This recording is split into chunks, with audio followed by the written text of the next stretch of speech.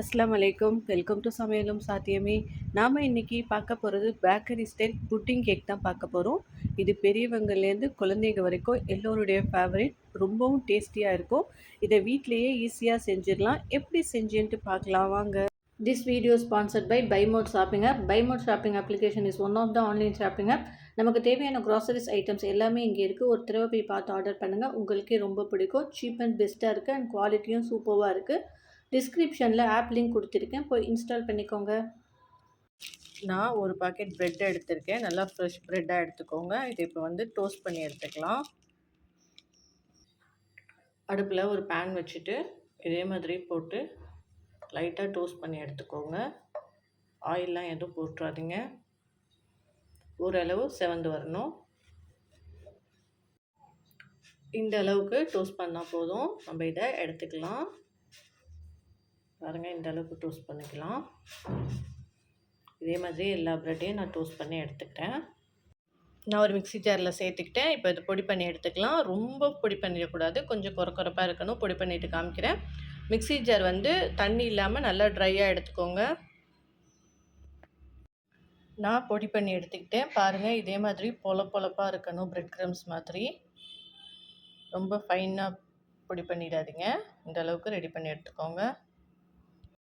ஒரு பவுல் எடுத்துகிட்டு அதில் 150 கிராம் அன்சால்டட் பட்டர் சேர்த்துருக்கேன். பட்டர் ரூம் டெம்பரேச்சரில் இருக்கிற மாதிரி பார்த்துக்கோங்க.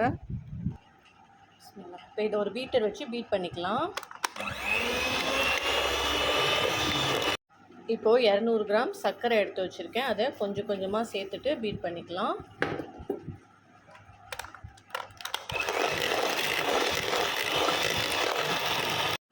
நான் எல்லா சர்க்கரையும் சேர்த்துக்கிட்டேன். இப்போ க்ரீம் கன்சிஸ்டன்சி வர்ற வரைக்கும், சர்க்கரை கரையிற வரைக்கும் நம்ம பீட் பண்ணி எடுத்துக்கலாம்.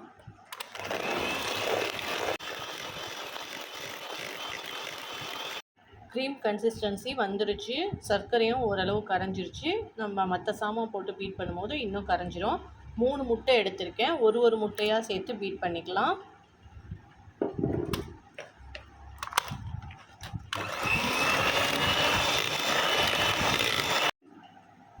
ரெண்டாவது முட்டை ஊற்றிக்கிறேன்.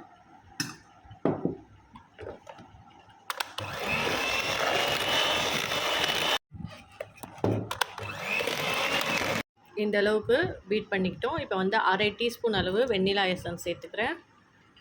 சேர்த்துட்டு ஒரு தடவை பீட் பண்ணிக்கலாம்.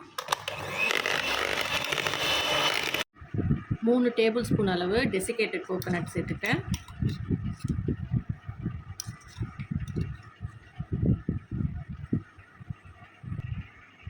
நெய் சேர்த்துக்கிறேன். 3 டேபிள் ஸ்பூன் அளவு நெய் சேர்த்துக்கிறேன்.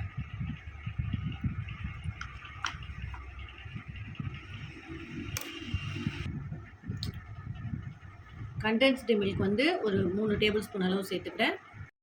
நம்ம கண்டென்ஸ்டு மில்க்லாம் சேர்க்கும் போது நல்லா ரிச்சாக இருக்கும் அந்த புட்டிங் கேக்கு. நீங்கள் கண்டென்ஸ்டு மில்க் இல்லைன்னா மில்க் பவுடர் கூட சேர்த்துக்கலாம். சேர்த்துட்டு இதை ஒரு தடவை மிக்ஸ் பண்ணிக்கிறேன்.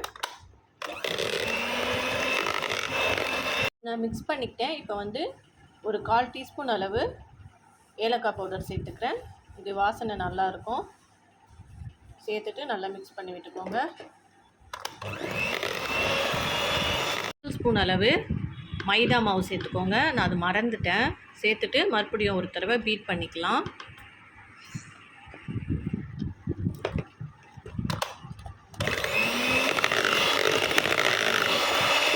நல்லா பீட் பண்ணிக்கிட்டோம். இனிமேல் எலக்ட்ரிக் பீட்டர் நமக்கு தேவைப்படாது. ஸோ இதை ரிமூவ் பண்ணிக்கலாம்.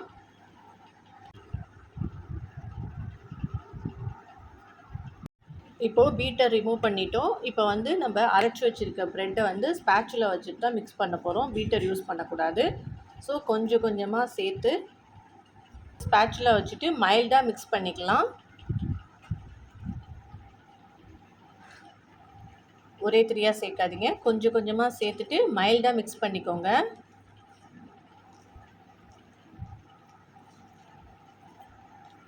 நான் மிக்ஸ் பண்ணி எடுத்துக்கிட்டேன். பேட்டர் இந்த அளவுக்கு தான் திக்காக இருக்கணும்.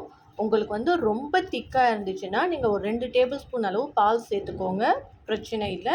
ரொம்ப தண்ணியாக இருந்தால் இன்னும் கொஞ்சம் ப்ரெட்டு சேர்த்துக்கோங்க. நான் ப்ரெட்டோட அளவும் எவ்வளோதுன்னு சொல்லிட்டு கடைசியில் சொல்கிறேன். நான் ஒரு கேக் ட்ரே எடுத்து கீழே பட்டர் பேப்பர் போட்டுட்டு மேலே வந்து கீ க்ரீஸ் பண்ணி வச்சுருக்கேன். இந்த பேட்டரை இதில் ஊற்றிக்கலாம்.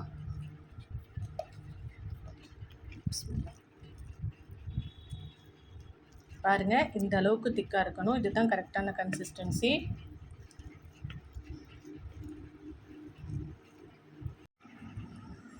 நான் ஊற்றிட்டு ஒரு ஸ்பேச்சுலா வச்சுட்டு மேலே வந்து ஈவனாக ஸ்ப்ரெட் பண்ணி விட்டுட்டேன். இப்போ இதை ஓவனில் வச்சுக்கலாம். 180 டிகிரியில் 40 மினிட்ஸ் வச்சு எடுத்துக்கலாம். நான் ஓவனில் பேக்கிங்கில் முன்னாடியே ஓவனை ப்ரீஹீட் பண்ணிவிட்டேன். அப்புறம் பேக்கிங்கில் 180 டிகிரியில் 40 மினிட்ஸ் வச்சுருக்கேன். உங்களுடைய ஓவன் என்ன வோல்டேஜோ அதுக்கு தகுந்த மாதிரி செட் பண்ணிக்கோங்க.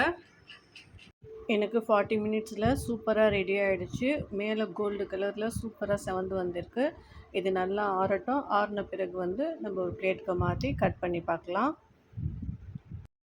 நல்லா ஆறிடுச்சு. நான் ஒரு பிளேட்க்கு மாற்றிக்கிட்டேன். இப்போ கட் பண்ணிக்கலாம். 2 சைடுமே சூப்பராக செவந்து கோல்டு கலரில் வந்திருக்கு. பாருங்கள், கட் பண்ணும்போதே செம சாஃப்டாக சூப்பராக வந்திருக்கு. கண்டிப்பாக நீங்கள் ட்ரை பண்ணி பாருங்கள். நான் சாப்பிட்டு பார்த்தேன். ரொம்பவும் டேஸ்ட்டாக வந்திருக்கு. பேக்கரியில் வாங்குகிற மாதிரியே இருக்குது. கண்டிப்பாக ட்ரை பண்ணி பார்த்துட்டு உங்கள் கமெண்ட்ஸை எனக்கு சொல்லுங்கள். என்னுடைய சேனல் பிடிச்சிருந்தா சப்ஸ்கிரைப் பண்ணுங்கள், லைக் பண்ணுங்கள் அண்ட் ஷேர் பண்ணுங்கள். இன்ஷா அல்லாஹ் அடுத்த வீடியோவில் மீட் பண்ணலாம். அஸ்ஸலாமு அலைக்கும்.